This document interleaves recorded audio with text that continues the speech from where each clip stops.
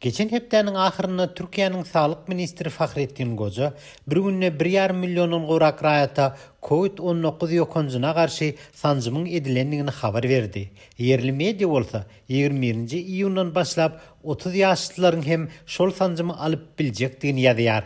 Emma Türkiýede ýaşaýan müňlerçe türkmen saly zähmet migrantlarynyň köpsi COVID-19 ýokanjyna garşy sanjymy alyp bilmeýänliklerini Azatlyk radiosuna habar berýärler.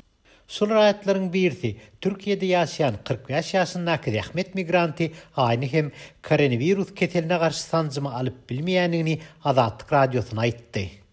Men şu koronavirus vaksinası için kendi yerlere başvurdum. Şu Türkiye Devleti'nin şu Sağlık Ministerliğine dem yüz tuttum.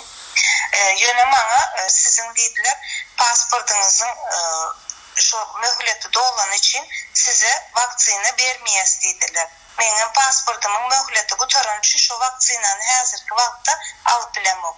Türkiýede koronavirus keseline garşy sanjymy esasan döwlet keselhanalaryna alyp bolýar. Hususy keselhanalarda bu sanjymy edilmeýär diýip türkmen raýatlar belliýärler. Türkmen saly 35 ýaşly zähmet migrant Merdan hem pasportunyň möhlediniň tamamlanandygy we saglyk ähtiýagynyň ýokdugy sebäpli sanjymy alyp bilmeýänligini Azatlyk radiosuna gürrüň berdi. Oturma izinin olmasa yani ikamet vizan olmasa berde bolanok yani köne pasportla bolanım için hiç ýyly näme yok. Vaksina yok. Strahowkamam yok hiç ýyly. Yani köne pasport olsan sim karta berenoklar Türkiýede. Sanjym bolsa almak isteyen.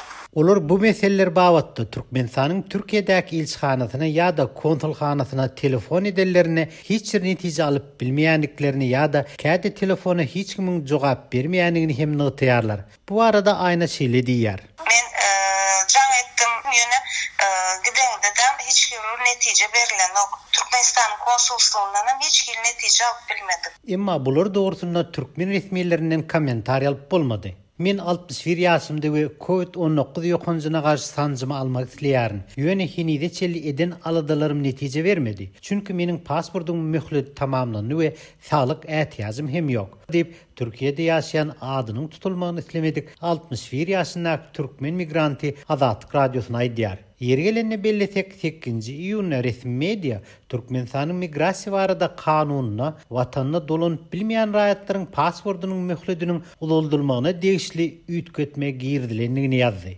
Ýöne pasport bermeň takyk düzgünler we ýüz tutmaň ardalara garamaň tertibi çap edilmedi. Türkiýede ýaşaýan türkmen raýatlary koronavirus keseline garşy sanjymy almak isleýänliklerini, munyň üçin häkimetleriň gysgalyk kömegine mätäçdigini belliýärler.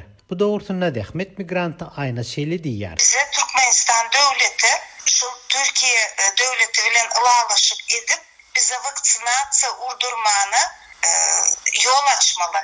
Diňemende bärdäki bir näçe türkmen raýatlarynyň talaby şundan şu kesellese bile şu pasportyň surowy dolan üçin ne bolnitsa ýüz tutup bilýäs, ne bir kömek alyp bilýäs biz.